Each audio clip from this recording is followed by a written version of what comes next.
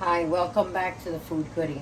So I'm gonna make chicken parmesan, and here's an example to save you money. It's economical. These cutlets I bought four, right? The thick cutlets. So you have four. Four of them came in a package for $4.75.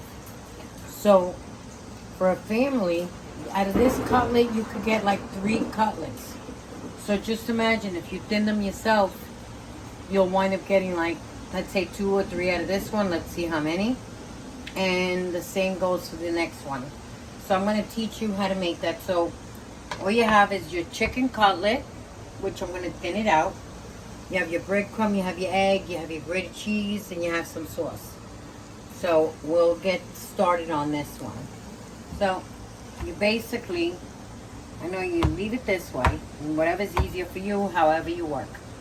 You thin it out. It's not hard. Put your hand, do the wedge like that, and just thin it like that. Now, so, you know, you go through a little bit, but it's worth it. Teach yourself how to fillet the meat yourself, because what they charge for things that are thinned out already, it's a fortune. And if you're on a budget, it's best to just do it yourself. And you could make a couple mistakes, but it doesn't matter. So, you know, you do it as best you can, how you could do it, until you learn and you get the hang of it. And then you thin them for as thin as you like them. You could always, after you get it to this point, you could put some saran wrap and bang it and get it thinned out. Because you're paying for something that, you know, you're paying for something you're not getting the full amount, and you're paying more. So if you're on a budget, you try everything that you can, you know. So see, so now I filleted the best I can, right? Now I'm not going to bang mine out, because I find that, you know, they're good like this. So you just go like this. I'm not going to waste anybody's time, but so I'll just do one at a time to give you an idea. Okay? So, you know, you fillet it as best you can. And, you know, nobody's a professional, because we didn't go to butcher school, but you could try to get, you know, the best you can out of it. If you find it's too big, then, you know, that's hard too. So let me explain something to you. You can make this Parmesan, or you can make it plain breaded, and on the side you could do some broccoli and pasta with the olive oil for the kids or for the family. Goes a long way. You'd be surprised. All right, so we can leave this size, so you get 3 cutlets out of 1. See? Now, if you find that this is too big, you could always cut it and make it smaller. So, here we go. So I'm going to put it this way. This is eggs and milk and stuff, but some breadcrumbs got in it, but that's okay. It doesn't matter. So you just put your cutlets in here. Put your cutlets in here. Wet them good. You know. So you got the egg mixture, because that holds it like glue. If you don't want to use eggs, then use a little bit of milk. Whatever you have on hand. Just bread it like this.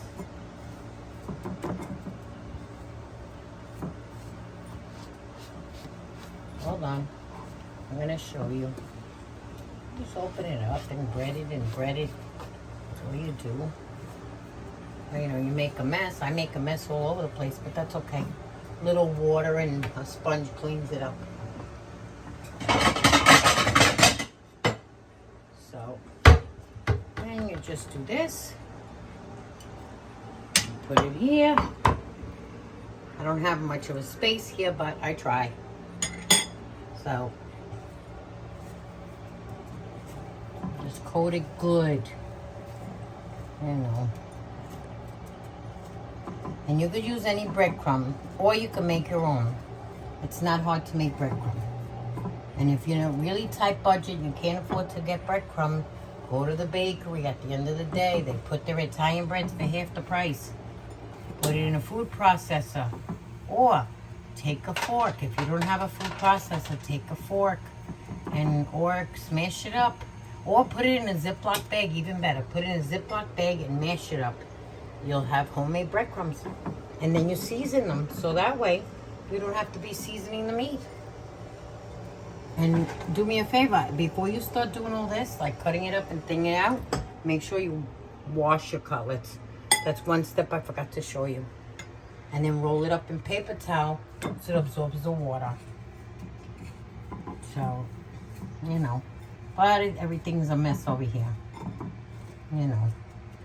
Okay, so listen, if you like this idea, give me 2 thumbs up. And I'm trying to do as much as I can. Okay, leave me some comments and tell me what else you'd like to see, more or less. So I can try to help and make and create the recipes. So, you know, there's nothing wrong with inventing things. Because it all comes out good. So now let me wash my hands. And use some vegetable oil. It goes a long way. You don't have to, it's not a deep fry. And you just put very little oil. So, and this is how we're going to do it. Of course, I forgot to heat up the stove ahead of time. But, okay. So, I get that. Anyway, so I'll be right back. Okay, another quick tip. If you buy a large thing of chicken cutlets, like I do, you pay like $4.50, and you have 4 of them. So if you're gonna use the one, you get 3 pieces out of it after you thin it out. The rest, you could take each individual cutlet, wrap it up in foil, put it in a Ziploc bag for other meals. So, you know, there's a lot of things you can make with this, and I'll be making it to show you the things that you can make and make your meals on a budget, especially for a large family, or you can freeze in different things. Okay? And I'll get back to you soon. Okay, welcome back. So as you could see, I assemble it. I'm going to explain to you what I did.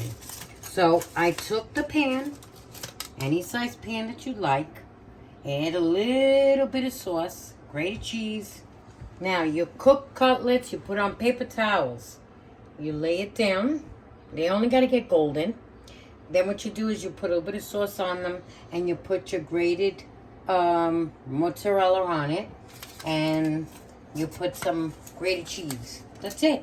Bake it on 350. And as soon as the mozzarella is, you know, melted, it's done. So you could eat it in a sandwich with salad, spaghetti, anything you'd like, or a vegetable on the side. So give me some thumbs up, and hope you make it and enjoy. Until next time, I'll see you. Bye. Hi, welcome back to Food Goodie.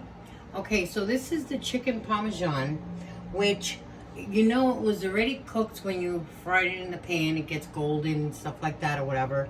Then you're cooking it again because you're actually baking it. So this is what it's supposed to look like.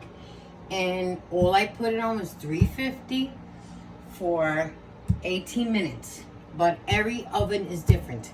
If it doesn't look like this and you let it burn, it's, if you like it crispy, that's up to you. But this is what it's supposed to look like. So eat and enjoy. Talk to you soon. Thank you. Bye.